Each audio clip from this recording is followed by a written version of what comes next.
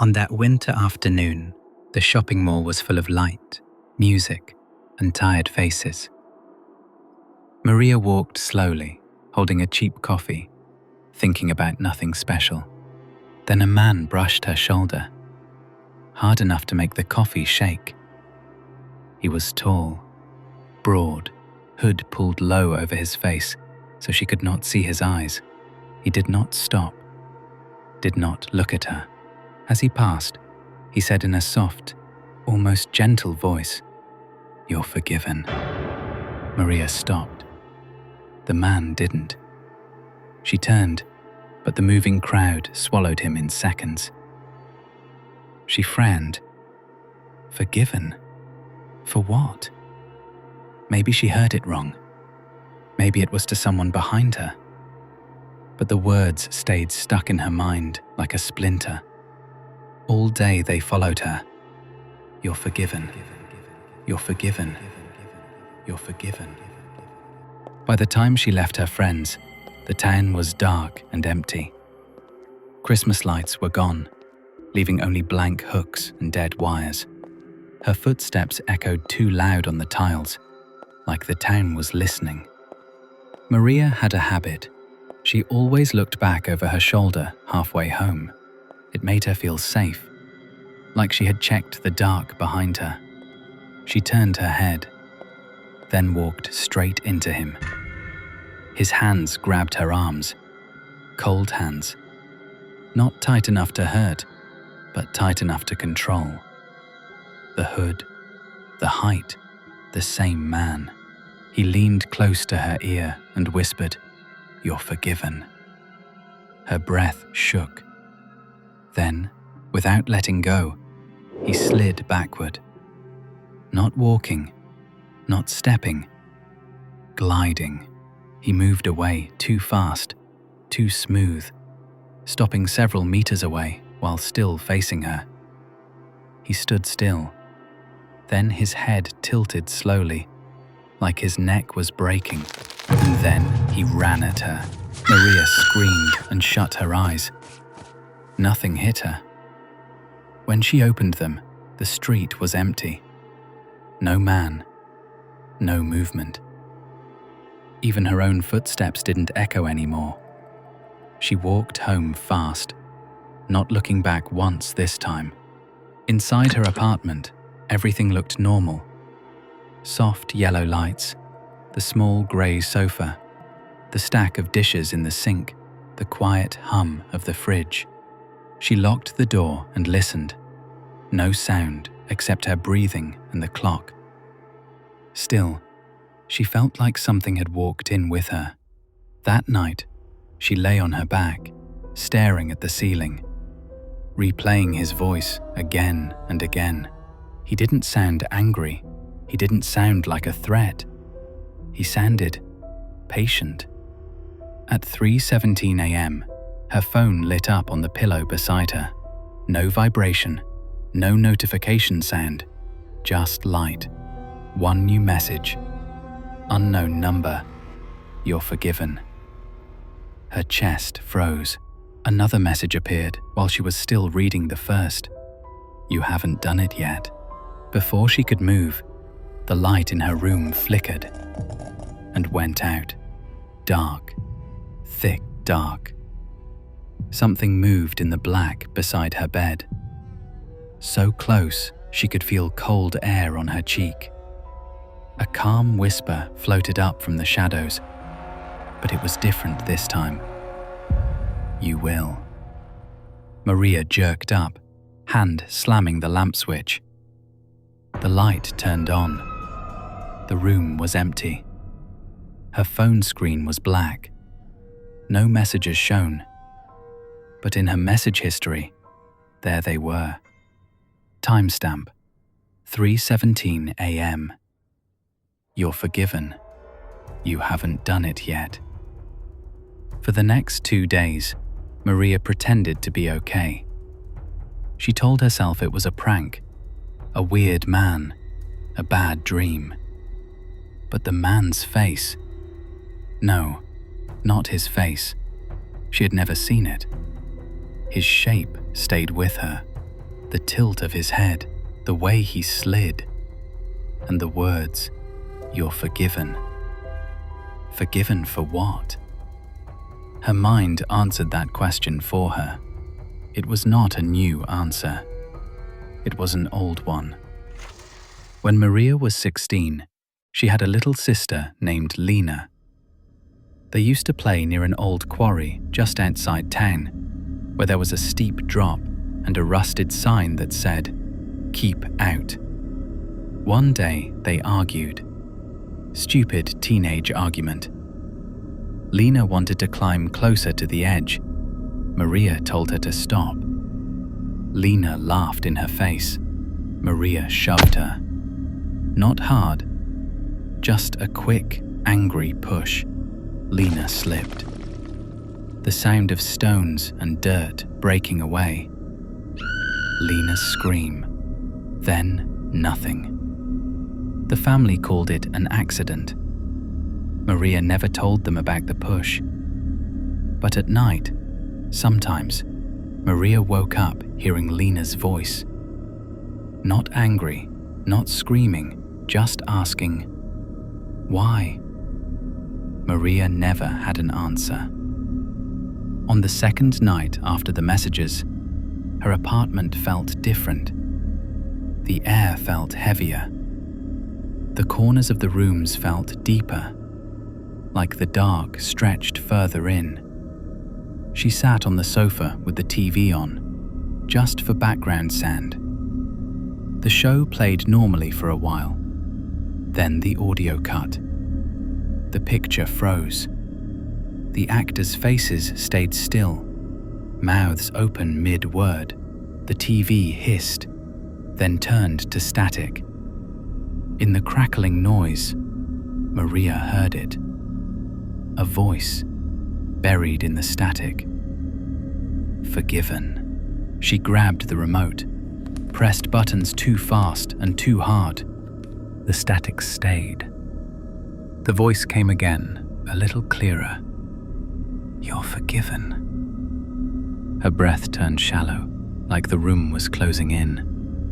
"Stop," she whispered. "Just stop." The static deepened. For a second, a shape appeared in the snow of the screen. A tall figure in a hood, head tilted, empty where the face should be. The TV turned off by itself. Silence fell, heavy and complete. Then her phone buzzed. Message. "You're close." Maria stopped going to work. She ignored calls from friends. She searched her own memories instead. She replayed the moment with Lena again and again, like a broken video. The shove, the slip, the scream. "You're forgiven." What if it was her? What if Lena forgave her? That night, she dreamed of the old quarry. Only this time, she was the one at the edge. A small hand pushed her back gently. Not enough to make her fall, just enough to remind her how it felt. In the dream, a voice whispered very close to her ear, "Now you understand." She woke up crying. Her phone screen was on again. A new message. "You know what you did. I forgave you." And then, beneath those, "Now you know what you must do." Maria typed with shaking fingers. "Who are you?" There was a pause, like the phone itself was thinking. Then one reply. "The one you asked for." She remembered, suddenly, the day after Lena's funeral. Alone in her room, she had whispered into the dark, "I just want her to forgive me. Please. I just want to hear it once. I don't care what it costs." She had fallen asleep with tears on her face. Something had heard her, and something had answered. Not then, not quickly, but now. The third night, she didn't bother turning on the TV. She knew it would not help. She turned on every light in the apartment instead. Kitchen, bathroom, hall, living room. bedroom. The apartment glowed too bright for the late hour. Still, the shadows looked wrong. They seemed to lean toward her, like they were listening. Her phone lay on the table. She didn't want to look at it, but it lit up anyway. No ringtone, no alert, just the screen. New message. Almost done. Her heart hammered. Done with what? She whispered, though she knew the phone could not hear her. The reply came fast. What you started. The lights in the kitchen flickered. The hum of the fridge hiccuped like it was holding its breath. Her apartment felt like a throat about to speak. Maria walked slowly to her bedroom. She didn't want to, but after 3 days, she had learned something. It was worse when she tried to run. The bedroom light was on. Her bed was messy, the blanket twisted from so many restless nights. She sat on the edge of the bed and stared at the wall. Her phone buzzed again on the nightstand. She looked at it. Message. Do you understand now? She typed, I killed her. Her finger hovered. Then she deleted it. She typed again. It was an accident. Deleted. In the end, she wrote, I'm sorry. She hit send. Nothing came back for a full minute. Her heart counted every second. Then the reply appeared. That's why I forgave you. Her eyes filled with tears. Lena? She whispered. Another message. Yes. The light in the hallway went off. Just one click. One soft death of brightness. Then the kitchen light went out. Then the living room. One by one, each room fell into dark, like something was walking slowly toward her, killing the light as it came. Her bedroom light was the last one on. She stood up, chest tight, every muscle waiting. From the hall, the darkness looked thicker than it should, like a wall of ink. She could not see into it at all. The bedroom light flickered once, twice. Her phone buzzed one last time. Message. I forgave you first. Her throat went dry. First? She whispered. First before what? There was no answer on the screen. The bulb above her gave a soft electric sigh. The light in her room went out. Darkness swallowed everything in one smooth motion. No shapes, no shadows, just black. Maria's breath sounded too loud in her own ears. Her heart raced so hard it hurt. Something moved beside her bed. Slow, gentle. The sound of a shoe sliding on the floor. The faint pull of cloth. Cold air brushed her arm. Something leaned close to her face. From the side of her bed, inches from her ear, a voice whispered, very calm and almost kind. That's why I forgave you first.